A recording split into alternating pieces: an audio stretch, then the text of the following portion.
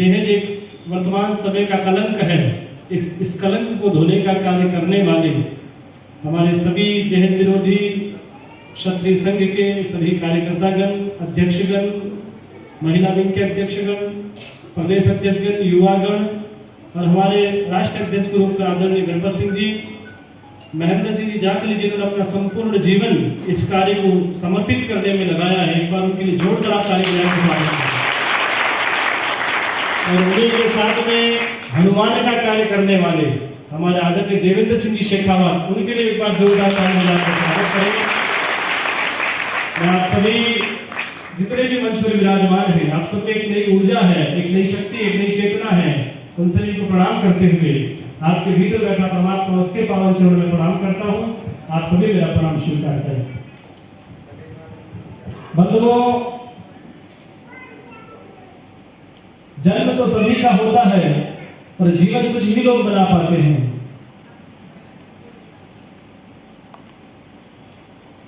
जीवन को बनाना ये मनुष्य की अंतस्करण से निकली गहराई है, सोच है। इस संसार में हजारों लोग आते और हजारों लोग चले जाते हैं, और कुछ लोग संसार में आकर के अपना नाम, यश, कीर्ति, अपना वैभव एक समाज पर अमिट छाप छोड़ जाते हैं। इस संदर्भ में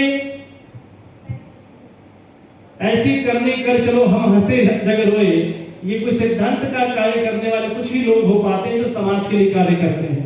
उसमें से आदरणीय जिन्होंने ये विचार पूरे समाज को दिया कि समाज से दहेज मुक्त होना चाहिए, शादी करें तो दहेज मुक्त करें, क्योंकि दहेज एक समाज पर अभिशाप है। ये क्षत्रिय समाज की बात नहीं है, संपूर्ण मानव जगत के लिए दहेज अभिशाप है।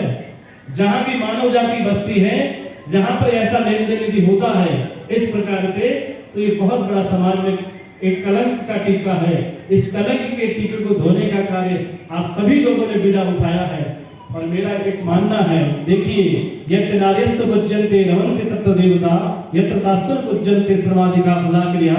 जहां नारी शक्ति आगे आ जाती है, क्योंकि नारी को भगवती चामुंडा का स्वरूप माना जाता है, देवी का स्वरूप माना जाता है, शक्ति का स्वरूप माना जाता है।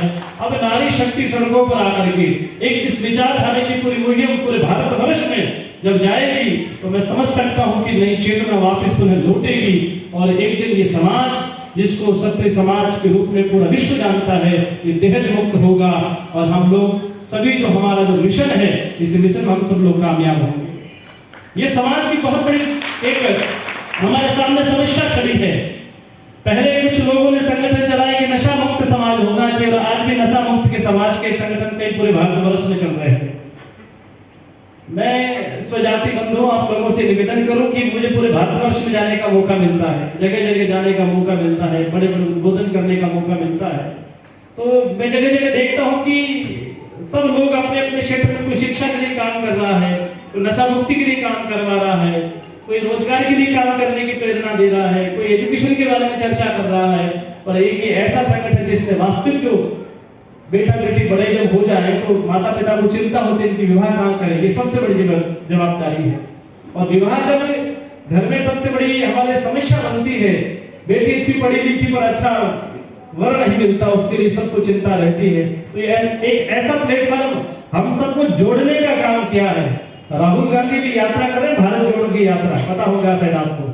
पर मेरा मानना है कि गणपत सिंह जी ने और हमारे महेंद्र सिंह जी ने ये एक समाज को जोड़ने का काम किया है।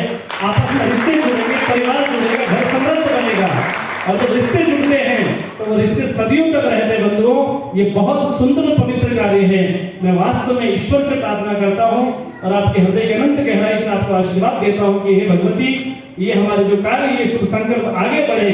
और पूरे राजस्थान भर में टीम तैयार हुई है, मध्य प्रदेश में पूरी टीम तैयार हुई है। अभी हमारे ये संपादक महोदय यूपी से बता रहे हैं, आप मुझे बता रहे थे कि मैं भी संघ से जुड़ा हूँ। ये आश्चर्य की बात है।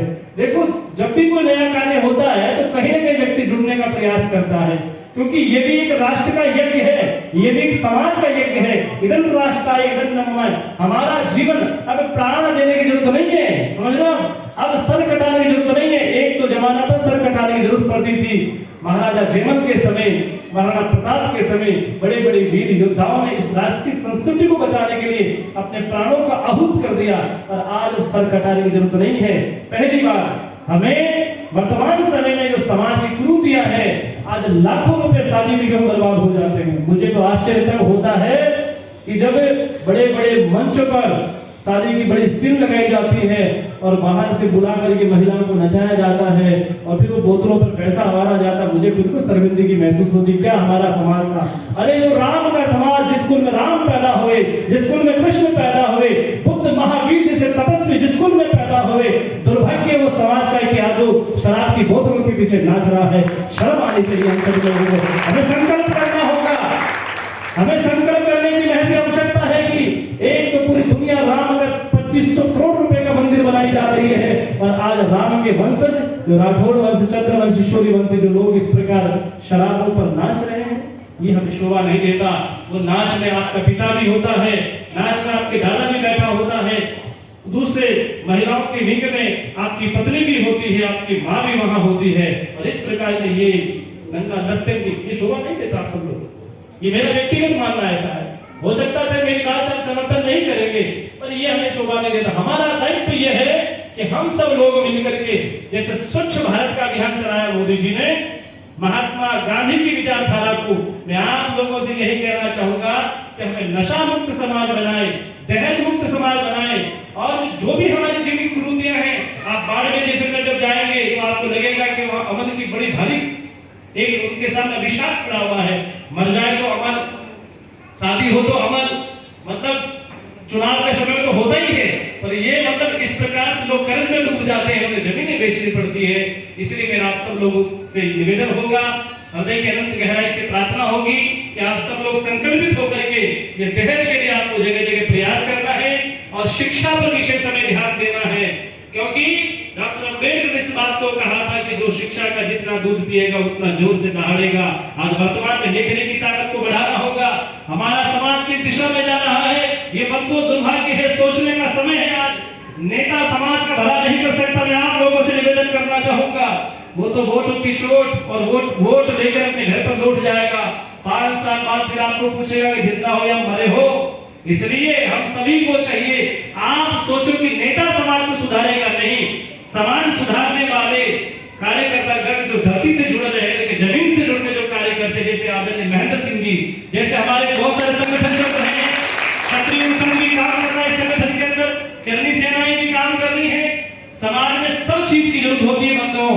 जैसे आप बगीचे में जाते हैं, वहां लाल पुष्प भी होता है, काला भी होता है, गुलाबी भी होता है, इसी प्रकार नवरंग हमें ये एक तरह का गुलदस्ता चाहिए जिसमें समाज की स्वर्णिम आभाएं छुपी हुई है। बस हम सब लोगों को मन बनाने की महती आवश्यकता है। युवा लड़कों से मेरा आह्वान होगा कि ये नाना प्रकार की जो social media, mouth media, print media, जिस प्रकार से आप देखते हैं कि आज हमारे घर में बहन बेटियों के फोटो नाचते हैं सोशल मीडिया पर हम लोग लगाते हैं, हमें शर्मिंदगी होनी चाहिए, विचार आना चाहिए हम लोगों को। हमें मॉडर्न बनने की जरूरत नहीं है। काम ठोके सुनो सब लोग, हमें मॉडर्न बनने की जरूरत नहीं है। हमारे पूर्वजों ने इस भारत को सींचने के लिए खून की नदियां बहाई थी बंधुओं, उन्होंने अपने प्राणों का आहूत किया है। हम लोगों का आज जो सम्मान और जो इज्जत प्रतिष्ठा हो रही है उन पूर्वजों की देन है, जिस कारण से आज हमें मान और सम्मान मिल रहा है। इसलिए हम हमारी संस्कृति को बचा के रखें, हमारे संस्कारों को बचा के रखें और अपनी अस्मिता पर हमें गर्व होना चाहिए, क्योंकि कबीर का सिद्धांत है कि स्टेचू उन्हीं का लगता है चौराहे पर जिन्होंने राष्ट्र समाज के लिए कायम आए हो। आज महाराणा का स्टेचू जगह जगह देखा होगा आपने, दुर्गादास राठौड़ का स्टेचू गांव-गांव ढाणी पर देखा होगा। पार्लियामेंट में भी यहाँ स्टेचू लगे महापुरुषों के, क्योंकि राष्ट्र को बनाने में एकता उनका बहुत बड़ा योगदान रहा। आज वर्तमान का समय विचित्र है, आपको तोड़ने का काम किया जा रहा है, आपके इतिहास की चोरी की जा रही है, पता नहीं क्या क्या कुठाराघात आपके साथ में हो रहा है, पर आप इतने ढीले होकर के बैठे हो कि आपको कोई लेना देना नहीं। आप सोचते हो मेरी नौकरी है, मेरे बच्चे अच्छी स्कूल में पढ़ रहे हैं, बस मेरा अपना जीवन चला जाएगा। नहीं, हमें ऐसा नहीं सोचना है, हमें सबके लिए सोचना है। क्षत्रिय का मतलब यही है, पहले अपने भाई की सोचो, फिर हमें पड़ोस की पंचायती करनी चाहिए। मेरा आप लोगों से निवेदन होगा, भाई भाई एक बनके रहे, आपकी ताकत संगठन करे चलो, सुपंथ पर बढ़े चलो, भला हो जिसमें समाज का वो काम सब किए चलो। जहां समाज की बात आती है वहां आप लोगों को एक होना चाहिए। और वेद कहता है संगच्छध्वम संगवदध्वम संगे मनांसि वजानताम, हम साथ साथ रहें, साथ साथ चलें, और जब कोई संकट की घड़ी आए तो हम एक होकर उसका उसका मुकाबला करे। यही वास्तव में क्षत्रिय का लक्षण है। आज वर्तमान का समय, मैंने कहा ना, तलवारों का युग नहीं है। आज वर्तमान का समय है कि हमें हमारी बुराई से लड़ना होगा। और ये भी एक बहुत बड़ी बुराई है जो हम एक बेटी को पिता बड़ा करके पढ़ा लिखा करके उसे योग्य बनाता है, और एक दूसरा पक्ष करोड़ों रुपए उसे मांगने की भिखमंगापन कहे या भिखारीपन कहे, ये भी मुझे बड़ी शर्मिंदगी महसूस होती है बंधुओं। ये शब्द का प्रयोग भी नहीं करना चाहिए, परंतु क्या करें, मजबूरी ऐसी हो जाती है कि पिता को सब कुछ बेच करके दांव पर लगाना पड़ता है। इसलिए आपको पता होगा कि राजा राम ने का जब विवाह हुआ महाराज जनक ने उनसे आग्रह किया दशरथ जी से कि आप कुछ और, हम कुछ भेंट करना चाहें तो आप हमें बता दीजिए, कुछ विवाह में कमी रह गई हो। तो महाराज जनक खड़े होकर कहते हैं, जनक सीता के पिता हैं, वो खड़े होकर कहते हैं कि आपने कन्या को दे दिया है, इससे बड़ा हमें और कुछ नहीं चाहिए। हमारा सौभाग्य है, भाग्य नहीं सौभाग्य है हमारा। और हम लोगों को तो फॉर्च्यूनर गाड़ी चाहिए, हम लोगों को रेंज रोवर, बड़ी बड़ी महंगी गाड़ियां, बड़ी बड़ी होटल्स चाहिए, प्रॉपर्टियां चाहिए। मैं आप लोगों से कहना चाहता हूं, भैया प्रॉपर्टी लेनी है तो आपको संकल्प करना होगा।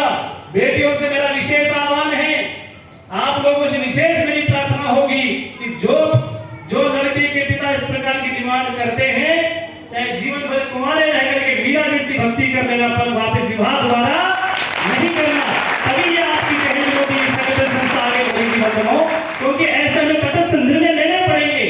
आज हम देखते हैं कि शिक्षा का स्तर किस प्रकार जा रहा। परसों में जोधपुर में था, राव शेखर की जयंती थी, वहां जब हमने देखा कि कम से कम 100 बच्चों का सम्मान हुआ, प्रगति, उन्हें प्रशंसा पत्र दिए गए शिक्षा के स्तर पर काम करने पर। किसी के 90%, कोई आरएस की तैयारी में सिलेक्ट हुआ। और जब लड़कों की बात है तो कम से कम लड़के 25 थे, वह पढ़े लिखे ज्यादातर, जो उनका सम्मान हमने खुद नहीं किया अपने हाथों से। तो समाज की दिशा में जा रहा। मैं ये नहीं कह रहा हूँ कि लड़के पढ़ते नहीं हैं, पर जरा सा अपनी ऊर्जा को जरा सा ध्यान में लगाएं। हम अच्छा बिजनेसमैन बनने का प्रयास करें, हम जरा सा अच्छा हो सके तो प्रशासनिक सेवा में जाएं, हम शिक्षा के क्षेत्र पर काम करें। हमें सभी को और तरीके से काम करना होगा, तभी हमारा समाज समृद्ध हो सकता है। आपके तो साथ बढ़िया तो बहुत होशियार होते हैं, तो ब्रेन तो आपके अंदर भी होगा कि नहीं? आपके अंदर भोजन तो आप भी करते हो ना, नस नाड़ियां तो आपके अंदर भी बह रही है, वही खून की धारा आपके भीतर, वही उसके भीतर। पर हम लोग दिखावे में इतने बर्बाद हो गए कि हम बिजनेस की सोच तक नहीं सकते हैं बंधुओं। इसलिए हम लोगों को चाहिए आज ये संगठन खड़ा करने की, इसमें मेहनत की आवश्यकता है। हो सकता है कि संगठन 20 साल तक काम करेगा, फिर जरूरत नहीं रहेगी, क्योंकि सब लोग समझदार हो जाएंगे। आज आवाज इसलिए नहीं उठाते लोग, क्योंकि वो सोचते हैं कि क्या पता कल आज हम अध्यक्ष बन गए, उपाध्यक्ष बन गए, महिला विंग से बन गए। और मैं, आप माताएं बुरा नहीं मानना, मेरी बहनें जितनी बैठी है, सबसे ज्यादा बहस की यदि कोई इच्छा अभिलाषा यदि होती है ना, तो इस तरफ से होती है कि प्रहलाद जी के विवाह में पापा के चीज है, ये सब चीजें नहीं होनी चाहिए। आप लोगों को कटिबद्ध होना पड़ेगा।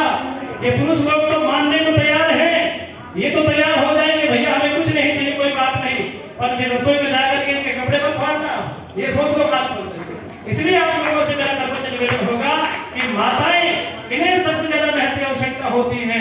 हाथ का, कान का, पैर का, नाक का, पता नहीं क्या क्या, हम तो जानते नहीं बाबा लोग ज्यादा, पर फिर भी बता देते हैं आप लोगों को, ये सब चीज की आवश्यकता होती है। इसलिए आपका दृढ़ संकल्प होगा तो पुरुष को उसको स्वीकार करना ही पड़ेगा। इसलिए इस प्रकार से जो आप कार्य कर रहे हैं, मुझे परम विश्वास है मां भगवती पर और आप सब लोगों के पुरुषार्थ, जो 3 दिन का ये महायज्ञ चला। देखो, यज्ञ की सफलता तब मानी जाती है जब बारिश आ जाए, समझ रहे हो? तो आज भगवान ने बारिश की कमी है, ये यज्ञ की सफलता है। अगर कल भी बरसात हुई है, देखो आप 2 दिन से बरसात हो रही है, ये यज्ञ की सफलता है। और मैं आप सब लोगों का, जो आपका देख रहा हूं, मैं चेहरा दिव्य माने ऊर्जा से भरे, आप सभी लोग मुझसे ज्यादा बुद्धिमान हो सकते हैं, मुझसे ज्यादा पूरी हो सकते हैं, हर प्रकार से मुझसे आप आगे होंगे।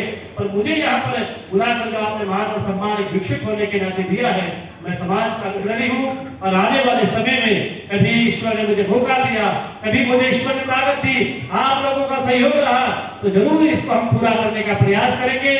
और इस संगठन को पूरे भारतवर्ष तक हम लोग लेकर के जाएंगे, हर जिला, प्रांत, तहसील, राज्य तक हमारा संगठन पहुंचे, सेवा का कार्य करे। आप सभी लोग जो सुंदर कार्य कर रहे हैं, वैसे हमारे पदाधिकारी बहुत सुंदर कार्य कर रहे हैं। मैं जितनी प्रशंसा करूं उतना कम है बंधुओं, पर आशा करता हूं कि आने वाले समय में एक बहुत बड़ा विशाल आयोजन इस जयपुर की धरती पर रखेंगे और उसमें हजारों की संख्या में, लाखों की संख्या में लोग पहुंचेंगे, ऐसा मेरा विश्वास है। इस कार्य के लिए मैं पहले भी आपके साथ में खड़ा था और आगे भी आपके साथ में खड़ा रहूंगा। जब तक मेरे शरीर में श्वास रहेगा, अंतिम सांस तक आपके संगठन के साथ में रह करके कार्य करूंगा, ऐसा मेरा विश्वास। और आप सबकी लोगों भावनाओं के प्रति अनुरूप ये कार्य होना चाहिए। और जिस कार्यक्रम में जिसने भी सहयोग दिया है, मैं आप सभी के प्रति बहुत बहुत साधुवाद व्यक्त करता हूँ।